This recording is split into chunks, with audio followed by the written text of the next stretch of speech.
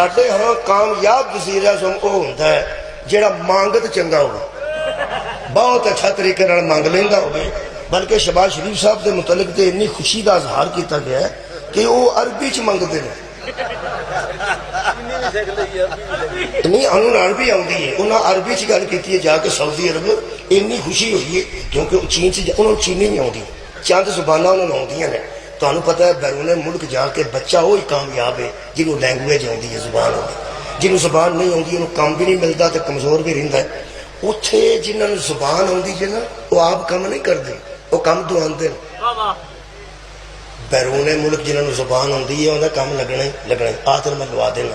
वो कोई एडा कारीगर लवाता नहीं, दस उन्होंने जुबान आती जाके दसदा।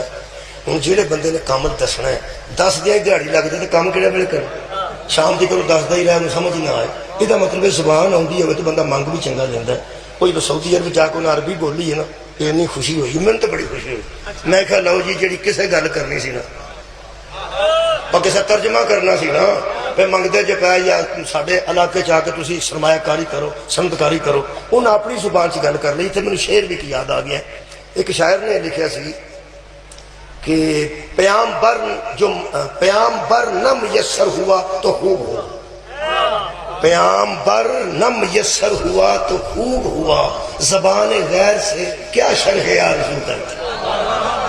प्याम्बर न मुयस्सर हुआ तो खूब हुआ, ज़बान गैर से क्या शरह आरज़ू करते।